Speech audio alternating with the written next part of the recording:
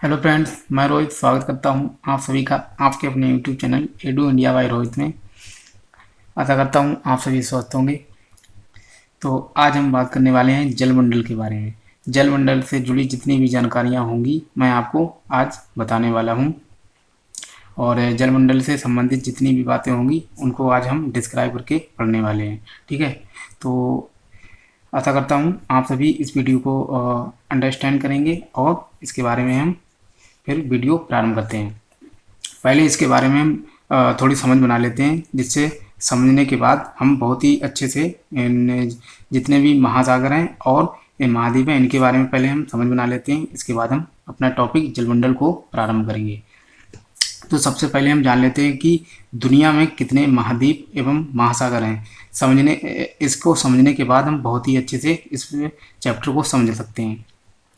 जैसे दुनिया में यदि देखा जाए तो सात महाद्वीप हैं। जैसे एशिया सबसे बड़ा महाद्वीप अगर देखा जाए तो एशिया है, दूसरा अफ्रीका, और तीसरा नॉर्थ अमेरिका अर्थात उत्तरी अमेरिका, और चौथा साउथ अमेरिका यानी दक्षिणी अमेरिका, और उसके बाद अगर देखा जाए तो अंटार्कटिका 5वें नंबर पर आ जाता है। जैसे ये हो गया अंटार्कटिका, ये अंटार्कटिका 5वां सबसे बड़ा महाद्वीप है। और इसके बाद यदि देखा जाए तो छठे नंबर पर आ जाता है यूरोप, और 7वें नंबर पर ऑस्ट्रेलिया। तो ये सात बड़े महाद्वीप हैं और इनके अंदर जैसे देश पाए जाते हैं। तो दुनिया का सबसे बड़ा महाद्वीप अगर देखा जाए तो एशिया है, दूसरा अफ्रीका, तीसरा नॉर्थ अमेरिका, चौथा साउथ अमेरिका, और पांचवा अंटार्कटिका, और छठा यूरोप एवं सातवां ऑस्ट्रेलिया। ठीक है, तो इस प्रकार से महाद्वीप हैं और इनसे सटे हुए जो महासागर हैं उनके बारे में हम जानकारी प्राप्त करेंगे। जैसे अगर देखा जाए एक पृष्ठभूमि हम बना लेते हैं। दुनिया में सबसे बड़े 4 महासागर हैं। जैसे ये एशिया हो गया और ये ऑस्ट्रेलिया। एशिया और ऑस्ट्रेलिया से सटा हुआ, और इधर उत्तरी अमेरिका और दक्षिणी अमेरिका के जो पश्चिम में पड़ता है, ये दोनों तरफ, क्योंकि पृथ्वी जो है दोनों तरफ से जुड़ी हुई है, तो यहाँ पर पड़ता है प्रशांत महासागर। एशिया के पूर्व में और ऑस्ट्रेलिया के पूर्व में पड़ता है प्रशांत महासागर, और नॉर्थ अमेरिका और साउथ अमेरिका के पश्चिम में पड़ता है प्रशांत महासागर। ठीक है, तो ये दुनिया का सबसे बड़ा महासागर है। और यहाँ पर पड़ता है जैसे उत्तरी अमेरिका और दक्षिणी अमेरिका के पूर्व में पड़ता है, और यूरोप एवं अफ्रीका के पश्चिम में जो पड़ता है महासागर, इसे हम कहते हैं अटलांटिक महासागर। अटलांटिक महासागर है ये, और ये इधर पड़ता है दोनों तरफ, एशिया के पूर्व में और ऑस्ट्रेलिया के पूर्व में, ये है प्रशांत महासागर।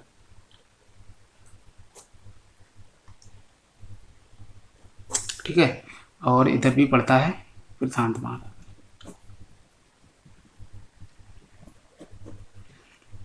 और इसके बाद यदि देखा जाए तो एरिया पूरा है इसे अटलांटिक महासागर के नाम से जानते हैं। और जो हमारे जो भारत है, भारत के दक्षिण में जो महासागर पड़ता है उसे हम हिंद महासागर के नाम से जानते हैं।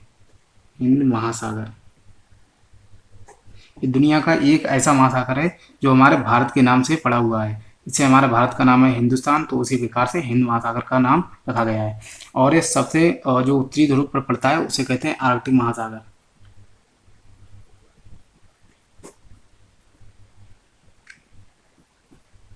आर्कटिक महासागर को छिपता हुआ महासागर के नाम से भी जानते हैं, क्योंकि यहाँ पूरे साल भर बर्फ पड़ी रहती है, इसके कारण ये छिपता हुआ महासागर के नाम से भी जाना जाता है।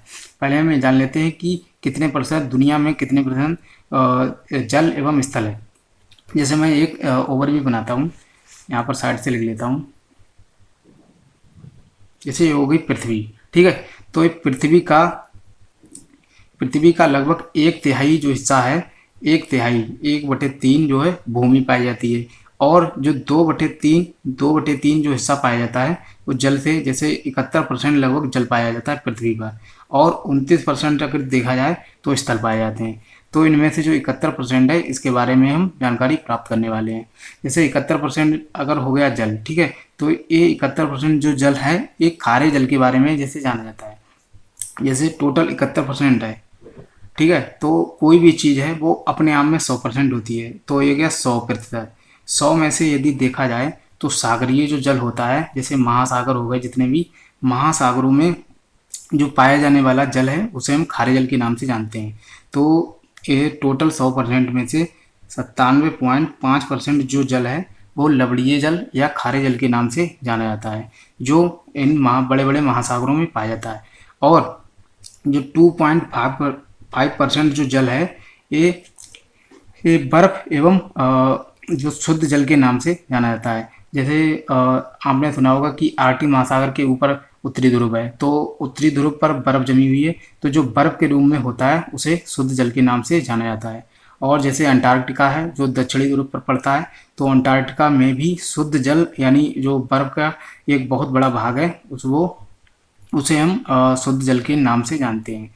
तो ये जो 2.5% हो गया शुद्ध जल में से 2.5% में से जैसे 1.5% ये एक बहुत बड़े मात्रा में, जैसे अंटार्कटिका और आर्कटिक महासागर के ऊपर जो उत्तरी ध्रुव है वहाँ पर बर्फ के रूप में 1.5% पाया जाता है। तो इस प्रकार से 1.5% तो हो गया बर्फ के रूप में, और बचा है कितना 1%। जो 1% है ये भूमिगत जल के रूप में जाना जाता है, जिसे हम पीने के पानी के रूप में जानते हैं। और जो महासागरों में बड़े बड़े महासागरों में पाया जाता है ये सभी लवणीय जल के नाम से जाना जाता है। ठीक है, अगर देखा जाए तो दुनिया में सबसे अधिक लवणीय जो जल है वो यदि आपसे पूछा जाए कि दुनिया में सबसे अधिक लवणीय जल किस में पाया जाता है, तो तुर्की एक देश है, एशिया का देश है। तो तुर्की में जैसे ये हो गया एशिया, ठीक है, तो ये एशिया का ही भाग है पूरा, तो एशिया में एक तुर्की देश पड़ता है। तो तुर्की में एक बॉन झील है जिसका जल जो है दुनिया का सबसे खारा जल के नाम से जाना जाता है। जो तुर्की की झील है उसमें टोटल परसेंट जैसे 330% प्रति 1000 ग्राम, प्रति 1000 ग्राम में से 330 अगर ग्राम देखा जाए तो लवणीय जल ही पाया जाता है उसमें। और यदि दूसरे नंबर पर देखा जाए तो जॉर्डन एवं इजराइल की सीमा पर पड़ता है मृत सागर। मृत सागर जो है वो दुनिया का दूसरे नंबर पर सबसे अधिक खारे जल के नाम से जाना जाता है। उसे 238 ग्राम प्रति 1000 ग्राम, प्रति 1000 ग्राम में देखा जाए तो 1000 मतलब ग्राम पर 238 ग्राम लवणीय जल पाया जाता है, जो कि जॉर्डन एवं इजराइल की सीमा पर पाया जाता है, जिसे मृत सागर में पाया जाता है। ठीक है, और 330 ग्राम जो है वो 1000 ग्राम पर तुर्की की जो बान झील है वो उसमें सबसे अधिक लवणता पाई जाती है। और अगर हम पूरे टोटल महासागर के बारे में देखें कि औसत महासागरों की औसत लवणता कितनी होती है, तो महासागरों की औसत लवणता जो है 35 ग्राम प्रति 1000 ग्राम पर देखी जाती है। महासागरों की औसत लवणता निकाली जाती है तो 35 मतलब ग्राम निकलती है प्रति 1000 ग्राम पर। ठीक है, तो तीनों ही हमने समझ लिए कि 300 सबसे अधिक लवणता किस में पाई जाती है, तो तुर्की की बान झील है जिसमें 330 ग्राम प्रति 1000 ग्राम पर निकलता है। और दूसरे नंबर पर यदि देखा जाए कि दुनिया का सबसे अधिक दूसरे नंबर पर लवणता में कौन है, तो जो जॉर्डन और इजराइल की सीमा पर पड़ता है मृत सागर, तो उसमें 238 ग्राम प्रति 1000 ग्राम पर पड़ता है। ठीक है, अब हम थोड़ा समझते हैं कि जैसे ये हो गई 0 डिग्री जो है ये है भूमध्य रेखा। ठीक है, तो 0 डिग्री जो है भूमध्य रेखा है। भूमध्य रेखा के उत्तर का भाग होता है उत्तरी और दक्षिण का भाग दक्षिणी गोलार्ध के नाम से जाना जाता है। तो यदि उत्तरी गोलार्ध में देखें तो 60% जो है जनसंख्या जल है और 40% जनसंख्या रहती है। जैसे 60% हो गया जल। ठीक है, ऊपर एरिया जो उत्तरी गोलार्ध है, उत्तरी गोलार्ध में 60% जो है जल पाया जाता है और 40% जनसंख्या। ठीक है, सॉरी मैंने गलत बोल दिया, यहाँ पर जो है 60% जनसंख्या पाई जाती है और 40% जल। ठीक है, तो इसी प्रकार से जो है जो दक्षिणी गोलार्ध है, दक्षिणी गोलार्ध में 80% पाया जाता है जल और 20% पाई जाती है जनसंख्या। ठीक है, तो इस प्रकार से उत्तरी गोलार्ध और दक्षिणी गोलार्ध में हमने समझा कि उत्तरी गोलार्ध में 60% जनसंख्या पाई जाती है और 40% महासागरों का जल पाया जाता है। इसी प्रकार से जो है दक्षिणी गोलार्ध है, दक्षिणी गोलार्ध में 80% जो है जल पाया जाता है और 20% जनसंख्या। ठीक है, तो इस प्रकार से हमने समझा कि अब हम समझते हैं कि जैसे जिसे समझते हैं कुछ महासागर। महासागर क्या होते हैं इनके बारे में समझते हैं, और सागर, सागर क्या होते हैं, और खाड़ी एवं बे। ठीक है, तो इनके बारे में समझते हैं कि महासागर, सागर, खाड़ी, बे। महासागर जो होता है, सागरों का सबसे बड़ा स्वरूप जो होता है उसे हम महासागर के नाम से जानते हैं। ठीक है, जैसे ये हो गया प्रशांत महासागर, दुनिया का सबसे बड़ा महासागर, और दूसरे नंबर पर अटलांटिक महासागर, दुनिया का दूसरे नंबर पर सबसे बड़ा महासागर, और तीसरे नंबर यदि देखा जाए तो हिंद महासागर आ जाता है, जो कि विश्व का तीसरा सबसे बड़ा महासागर है, और चौथा आर्कटिक महासागर के नाम से जानते हैं। सबसे छोटा महासागर भी आर्कटिक महासागर है। अब हम सागर जानते हैं कि सागर क्या होता है। ये महासागर, जो बड़े बड़े महासागर हैं, इनका छोटा जो स्वरूप होता है उसे हम सागर के नाम से जानते हैं। जैसे ये हो गया लाल सागर, ठीक है, जो अफ्रीका है, अफ्रीका के उत्तर उत्तर पूर्व में जो पड़ता है, और एशिया के पड़ता है, एशिया और अफ्रीका के जो अलग करता है, जैसे यहाँ पर पड़ जाता है लाल सागर, लाल सागर। ठीक है, तो यहाँ पर जलसंधियाँ भी पाई जाती हैं। मैं एक नेक्स्ट वीडियो लेकर आऊँगा, उसमें जलसंधियाँ और जितने भी जलसंधियाँ वाली एक वीडियो लेकर आऊँगा, और जो जितने भी पर्वत होते हैं, पर्वत श्रृंखलाएं, उनके बारे में भी एक वीडियो लेकर आऊँगा। इनसे संबंधित जितने भी, और मैप के द्वारा ही सभी को समझेंगे। ठीक है, तो लाल सागर हो गया, और ये यहाँ पर है भूमध्य सागर, भूमध्य सागर। ठीक है, तो इस प्रकार से ये महासागरों का जो जो छोटा स्वरूप होता है उन्हें हम सागर के नाम से जानते हैं। और एक खाड़ी क्या होती है, जैसे खाड़ी जो होती है वो किसी भी देश की भौगोलिक सीमा के अंदर, जैसे कोई पानी, महासागरों का पानी जो घुसा हुआ होता है, जैसे ये हो गई मैक्सिको की खाड़ी है, यहाँ पर मैक्सिको की खाड़ी पड़ती है अमेरिका के दक्षिण में। ठीक है, तो ये देखो, मतलब ये घुसा हुआ जो भाग होता है, और दो तीन तरफ से, मतलब भूमि से लगा हुआ, और इसके अंदर जो भौगोलिक सीमा के अंदर घुसा हुआ जो पानी होता है उसे ही हम खाड़ी के नाम से जानते हैं। अब ये बे क्या होता है, इसे बे उसे कहते हैं, जैसे जो जल का हिस्सा होता है वो दो तीन तरफ से तो मतलब घुसा हुआ होता है पानी भूमि के अंदर। ठीक है, जैसे हमारा भारत है, भारत के अंदर जो बे ऑफ बंगाल आपने सुना होगा, तो बे ऑफ बंगाल की जो खाड़ी, मतलब बे है, वो जल के जैसे उसका हिस्सा जो है हमारे भारत के भौगोलिक सीमा के अंदर घुसा हुआ है। ठीक है, लेकिन एक तरफ से, एक दो तरफ से द्वीपीय चट्टान जिसमें होती हैं उसे हम जैसे यहाँ पर आपने सुना होगा, भारत के भारत के पूर्व एवं दक्षिण में पड़ता है अंडमान और निकोबार द्वीप समूह। ठीक है, तो अंडमान निकोबार द्वीप समूह एक तरफ से पड़ जाते हैं तो उसे ही हम बे कहते हैं। ठीक है, एक तरफ से द्वीपीय और अंदर से भौगोलिक सीमा के अंदर घुसा हुआ होता है उसे हम बे कहते हैं। ठीक है, तो महासागर क्या होते हैं और सागर क्या होते हैं, बे, खाड़ी एवं बे, इनको चारों को ही समझ लिया हमने। अब हम पढ़ते हैं कि इन महासागरों के बारे में पढ़ते हैं। जैसे सबसे बड़ा महासागर अगर देखा जाए तो प्रशांत महासागर, प्रशांत महासागर दुनिया का सबसे बड़ा महासागर है, और इसमें इसका अगर आयतन देखा जाए तो 16.5 करोड़ किलोमीटर, इसका जो इसकी चौड़ाई जो है वो 16.5 करोड़ किलोमीटर के अंदर इसका विस्तार मतलब फैला हुआ है। ठीक है, और इसमें जितने भी सक्रिय ज्वालामुखी दुनिया में पाए जाते हैं वो सबसे अधिक प्रशांत महासागर के ही आसपास पाए जाते हैं। जैसे कि ये प्रशांत महासागर का जो एरिया पड़ता है इसे हम अग्निवलय के नाम से जानते हैं। जैसे इधर ऐसे देख लिया जाए तो ये, क्योंकि पृथ्वी गोल है तो दोनों तरफ से इससे जुड़ जाते हैं, तो इधर का एरिया और जो इधर का एरिया जो जुड़ता है तो ये गोल आकार में बन जाता है।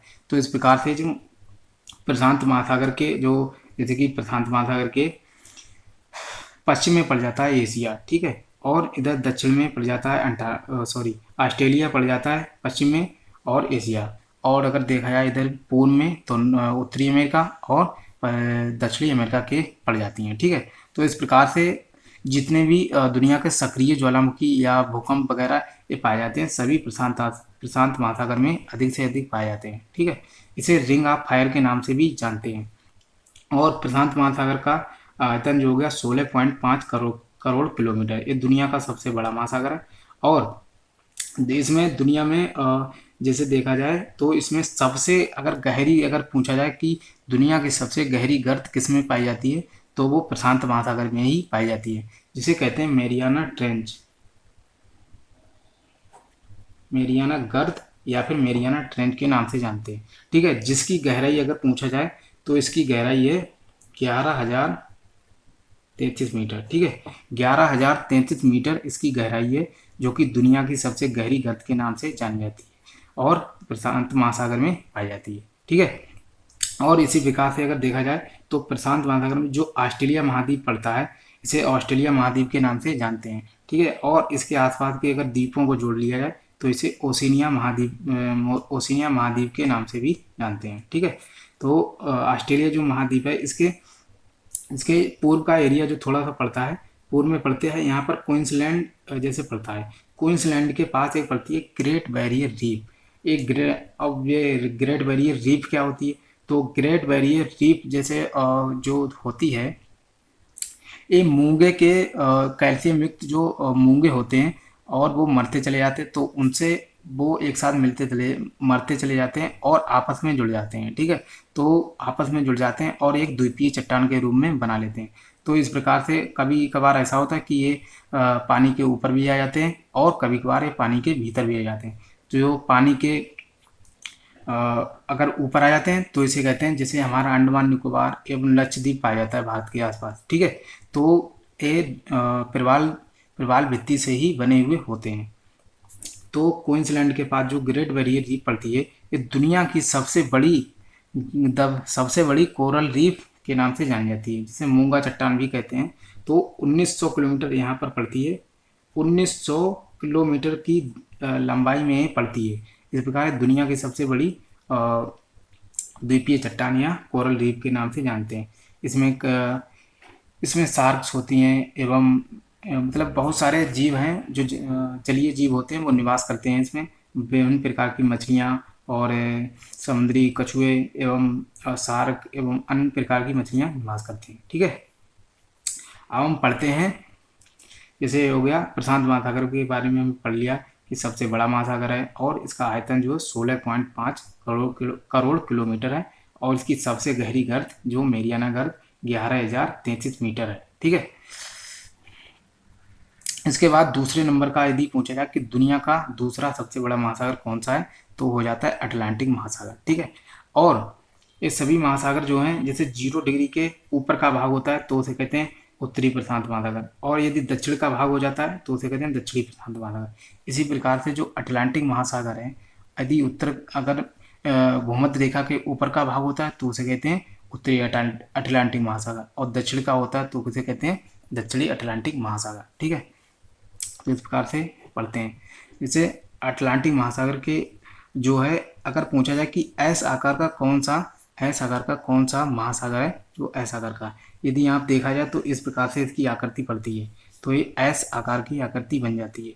और यदि पूछा जाए कि आठ की आकृति के अनुसार कौन सा महासागर, तो यही अटलांटिक महासागर के नाम से। जैसे यदि देखा जाए तो यदि आप इसको लिखेंगे तो 8 प्रकार से इसकी सीमा को यदि देखेंगे तो 8 के आकार का बन जाता है। ठीक है, और अटलांटिक महासागर में एक वो कटक पाया जाता है, जिसे चैलेंडर कटक पाया जाता है, जो कि बहुत ही लंबे आकार में बना हुआ है। ठीक है, तो इस प्रकार से एक कटक पाया जाता है।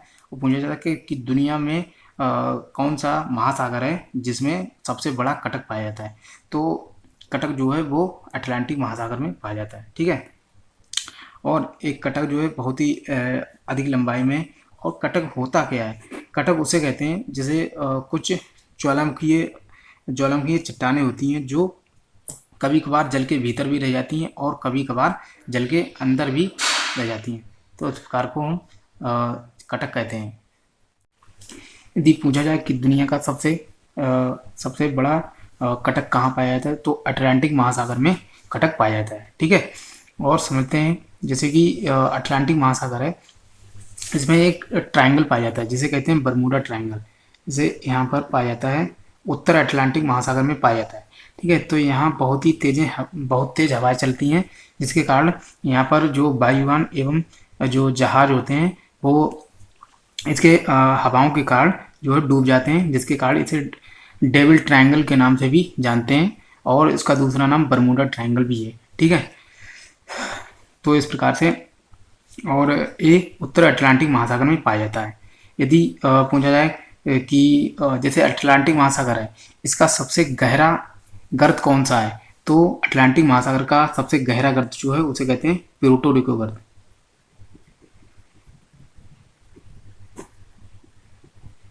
प्यूर्टो रिको गर्त के नाम से जाना जाता है, जो अटलांटिक महासागर का सबसे गहरा गर्त है, और इसलिए अटलांटिक महासागर का सबसे गहरा गर्त हो गया प्यूर्टो रिको गर्त। और अटलांटिक महासागर में एक सारगैसो नाम का सागर पाया जाता है, जैसे उत्तर अटलांटिक महासागर में ऐसे पड़ता है, जहाँ पर जो है इस सागर के ऊपर घास पाई जाती है। ठीक है, तो जो घास जो है वो सागर के ऊपर ही पाई जाती है, और इसके इस सागर का कोई भी तट नहीं है। ठीक है, तो ये घास जो है बहुत लंबी लंबी घास पाई जाती है, और इसे सारगैसो नाम की, जैसे सारगैसो वनस्पति के नाम से भी जाना जाता है। जैसे पूछा जाएगा कि सारगैसो सागर किस महासागर में पाया जाता है, ठीक है, तो उत्तर होना चाहिए अटलांटिक महासागर, क्योंकि ये अटलांटिक महासागर में ही पाया जाता है और इसका कोई भी तट नहीं है। पूछा जाता है कि बिना बिना तट वाला महासागर कौन सा है, तो आपका उत्तर होना चाहिए सारगैसो सागर। ठीक है, और समझते हैं, जैसे इसका हो गया सबसे गहरा गर्त अटलांटिक महासागर का हो गया प्यूर्टो रिको गर्त, और प्रशांत महासागर का मैंने बताया है मैरियाना गर्त। और इसका अगर आयतन देखा जाए तो ये 8.3 करोड़ किलोमीटर इसका आयतन बढ़ता है। ठीक है, तो ये इतने मतलब इतने आयतन में फैला हुआ है। ठीक है, तो 8.3 करोड़ किलोमीटर आयतन में फैला हुआ महासागर है। और इसके आगे बढ़ते हैं, जैसे अटलांटिक महासागर भी हो गया। अब पढ़ते हैं कि इसका तीसरे नंबर का महासागर है हिंद महासागर। हिंद महासागर जो है ये भारत के नाम पर इसका नाम रखा हुआ है, इसे कहते हैं हिंद महासागर। और हिंद महासागर का अगर आयतन देखा जाए तो ये 7.3 करोड़ किलोमीटर इसका मतलब आयतन पड़ता है, और ये 7.3 करोड़ किलोमीटर में फैला हुआ महासागर है। ये तीसरे नंबर का है, और दूसरे नंबर का था अटलांटिक महासागर। इसका सबसे गहरा गर्त अगर पूछा जाए कि हिंद महासागर का सबसे गहरा गर्त कौन सा है, तो आएगा जावा गर्त या फिर जावा या सुंडा गर्त के नाम से जाना जाता है, जो हिंद महासागर का सबसे गहरा गर्त है। अब जैसे इसका हो गया सबसे गहरा गर्त, और चौथे नंबर का अगर पूछा जाए कि सबसे छोटा महासागर कौन सा है, तो हो जाता है आर्कटिक महासागर। ये लगभग 1.5 करोड़ किलोमीटर स्क्वायर में ये पाया जाता है। ठीक है, तो आर्कटिक महासागर इसे छिपता हुआ महासागर के नाम से भी जानते हैं, क्योंकि ये उत्तरी ध्रुव पर पाया जाता है, और इसके कारण इस पर बर्फ ही जमी रहती है पूरे साल भर, इसलिए इसे छिपता हुआ महासागर के नाम से भी जानते हैं, और उत्तरी ध्रुव पर पाया जाता है। तो सबसे छोटा हो गया आर्कटिक महासागर। अब मैं एक बात बता दूं कि इनके क्षेत्रफल के अनुसार एवं गहराई के अनुसार इनका क्रम मैं बता दूं। अगर पूछा जाए कि क्षेत्रफल के अनुसार सबसे बड़े महासागरों को क्रम लगाइए, तो सबसे पहले हो जाता है प्रशांत महासागर। ठीक है, प्रशांत महासागर, और इसके बाद आता है अटलांटिक महासागर, और इसके बाद आता है तीसरे नंबर का हिंद महासागर। ठीक है, और चौथे नंबर का अगर सबसे छोटा पूछा जाए तो हो जाता है आर्कटिक महासागर। ठीक है, तो इस प्रकार से ये हो गया क्षेत्रफल में सबसे बड़ा प्रशांत महासागर, और दूसरे नंबर अटलांटिक महासागर, तीसरे पे हिंद महासागर, और चौथे पे सबसे छोटा है आर्कटिक महासागर। और अगर पूछा जाए गहराई के अनुसार तो इसी प्रकार से ही क्रम है, क्योंकि सबसे गहरा गर्त जो है वो प्रशांत महासागर में पाया जाता है, जिसे मेरियाना गर्त या मेरियाना ट्रेंच के नाम से जानते हैं। और दूसरा जो है अटलांटिक महासागर, इसका अटलांटिक महासागर का सबसे गहरा गर्त मैंने बताया प्यूर्टो रिको गर्त, ये अटलांटिक महासागर में पाया जाता है। और तीसरे नंबर का जो महासागर है इस क्षेत्रफल में तीसरे नंबर का है, और गहराई में भी सुंडा या जावा गर्त इसका है, जो तीसरे नंबर का सबसे गहरा गर्त पाया जाता है। ठीक है, और आर्कटिक महासागर ये सबसे छोटा महासागर, और ये सबसे कम गहरा महासागर। ठीक है, और मैं एक बात बता दूं कि इसमें जैसे सागर है, पूछा जाए कि सबसे गहरा सागर कौन सा है। ठीक है, तो सबसे गहरा सागर यहाँ पर पड़ता है, मैक्सिको की खाड़ी भी पड़ती है, उत्तर अटलांटिक महासागर में पड़ता है, यहाँ पर कुछ ऐसे करके यहाँ पर पड़ता है, तो उसे कहते हैं कैरिबियन कैरिबियन सागर, ठीक है। कैरिबियन सागर क्योंकि यहाँ पर कैरिबिया के कुछ देश हैं जैसे वेस्ट इंडीज और जमैका, और यहाँ पर कई देशों का समूह है जिसे वेस्ट इंडीज के नाम से जानते हैं, जो द्वीप समूह है। तो यहाँ पर कैरिबियन सागर पड़ता है। तो कैरिबियन सागर दुनिया का सबसे गहरा सागर के नाम से अगर पूछा जाए तो आपका उत्तर होना चाहिए कैरिबियन सागर। इसकी गहराई अगर पूछी जाए तो 7886 मीटर इसकी गहराई है, जो कैरिबियन सागर है, ठीक है। अगर दूसरे नंबर पर जैसे मैं एक जगह पर लिख दूं, जैसे अगर सबसे गहरे के रूप में अगर लिखूं, सबसे गहरा हो गया कैरिबियन सागर, और इसकी गहराई होगी 7886 मीटर। दूसरे नंबर पर अगर पूछा जाए तो दूसरा हो जाता है, इसे मैंने लिखा है दक्षिण चीन सागर, ठीक है। दक्षिण चीन सागर जो है वो विश्व का दूसरा सबसे गहरा सागर। इसकी अगर गहराई पूछी जाए तो आपका उत्तर होना चाहिए 5016, मतलब 5016 मीटर इसकी गहराई है, ठीक है। और अगर तीसरे नंबर का पूछा जाए तो हो जाता है बेरिंग सागर, ठीक है। बेरिंग सागर जो कि पड़ता है, जिसे मैं बता दूं आपको, यहाँ पर है उत्तरी अमेरिका, ठीक है। उत्तरी अमेरिका, और अगर इसको पृथ्वी को अगर मिलाते हैं तो इधर जो एशिया का पार्ट है, जो एशिया का इधर से पार्ट पड़ता है वो इधर आ जाता है, ठीक है। तो एशिया और उत्तरी अमेरिका का जैसे ये क्षेत्र पड़ता है अलास्का, और इस प्रकार से उत्तरी अमेरिका और उत्तरी अमेरिका का क्षेत्र अलास्का और एशिया का क्षेत्र रूस का कुछ भाग पड़ता है, तो यहाँ पर पड़ जाता है बेरिंग सागर पड़ता है। और बेरिंग की संधि भी यहाँ पर पड़ती है, वो मैं संधि वाली एक वीडियो बनाऊंगा, उसमें बता दूंगा कि किसके बीच है। तो बेरिंग सागर जो है वो तीसरे नंबर का सबसे गहरा सागर है, बेरिंग सागर, ठीक है। तो इसकी गहराई है 4773 मीटर, ठीक है। तो इस प्रकार से मैंने इनकी गहराई भी बता दी और ये भी बता दिया कि कौन से कितने गहरे हैं। तो कैरिबियन सागर विश्व का सबसे गहरा सागर, और दूसरे नंबर पर अगर पूछा जाए कि विश्व का दूसरा सबसे गहरा सागर तो हो जाएगा दक्षिण चीन सागर, और तीसरा अगर पूछा जाए तो 4773 बेरिंग सागर जो है इसकी गहराई है, ठीक है। इस प्रकार से मैंने तीनों बता दिए। और पूछा जाए कि दुनिया की सबसे बड़ी खाड़ी कौन सी है, या तो पूछा जाए विश्व की सबसे बड़ी खाड़ी, तो आपका उत्तर होना चाहिए बंगाल की खाड़ी। विश्व की सबसे बड़ी खाड़ी,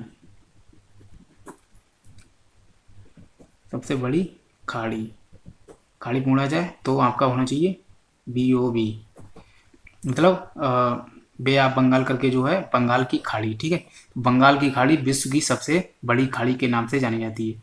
और पूछा जाए कि विश्व की सबसे बड़ी तटीय सीमा वाली खाड़ी कौन सी है, तो यहाँ पर पड़ती है उत्तरी अमेरिका के पास पड़ती है हडसन की खाड़ी, ठीक है। हडसन की खाड़ी सबसे बड़ी तटीय सीमा वाली खाड़ी है दुनिया की, ठीक है। तो इस प्रकार से मैंने बता दिया। और इनसे संबंधित जितने भी पॉइंट थे मैंने, जैसे कि सबसे बड़ा महासागर कौन सा है, और सागर भी बता दिए, और खाड़ी भी बता दी, और गर्त जितनी गहराई वाले हैं सबके बारे में मैंने बता दिया, ठीक है। तो इस प्रकार से, और जैसे महाद्वीपों के बारे में जो भी जानकारियाँ थी मैंने वो भी बता दी कि एशिया दुनिया का सबसे बड़ा महाद्वीप, और दूसरे नंबर का अफ्रीका, और तीसरे नंबर का उत्तरी अमेरिका, चौथे नंबर का दक्षिणी अमेरिका, और पाँचवें नंबर पर अगर देखा जाए तो आ जाता है अंटार्कटिका, ठीक है। पाँचवा सबसे बड़ा महाद्वीप, और छठा अगर पूछा जाए तो यूरोप हो जाता है, और सातवां ऑस्ट्रेलिया, ठीक है। तो इस प्रकार से मैंने महाद्वीपों से संबंधित जो भी बातें थी वो भी बता दी। और मैंने एक चीज़ छोड़ दी थी, जैसे द्वीप क्या होता है, मैंने महासागर, सागर, खाड़ी, वे ये तो सब बता दिए, लेकिन द्वीप क्या होता है, द्वीप जो चारों ओर से जल से घिरे हुए, जैसे ये हो गया द्वीप, ठीक है। जो चारों ओर से जल से घिरा हुआ होता है उसे हम द्वीप कहते हैं। जैसे ग्रीनलैंड जो है, जो उत्तरी अमेरिका के पास पड़ता है, ये दुनिया का सबसे बड़ा द्वीप के नाम से जाना जाता है, ठीक है। और दुनिया का सबसे बड़ा पठार के नाम से भी जानता है, जो कि अगर देखा जाए तो भौगोलिक रूप से उत्तरी अमेरिका का पार्ट है, लेकिन इस पर अधिकार है डेनमार्क का, ठीक है। जो डेनमार्क यूरोप का देश है उसका इस पर अधिकार है। अब प्रायद्वीप क्या होते हैं वो भी बता दूं मैं। प्रायद्वीप जो 2-3 तरफ से जल से घिरा हुआ पार्ट होता है, और एक तरफ से भूमि से स्थल से जुड़ा हुआ होता है, उसे हम प्रायद्वीप कहते हैं। जैसे अपना भारत है, जो इधर से बंगाल की खाड़ी और इधर से अरब सागर और इधर से हिंद महासागर।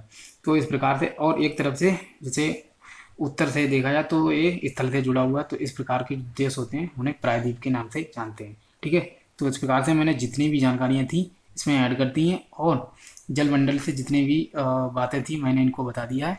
तो आशा करता हूँ ये वीडियो आपको पसंद आएगी, और इस वीडियो को लाइक करें और चैनल को सब्सक्राइब कर लें, और इससे जो भी इसमें गलतियां हों उनको कमेंट में बताएं और उसको मैं सुधार करूंगा। तो इस प्रकार मिलते हैं नेक्स्ट वीडियो में, और जय हिंद, वंदे मातरम।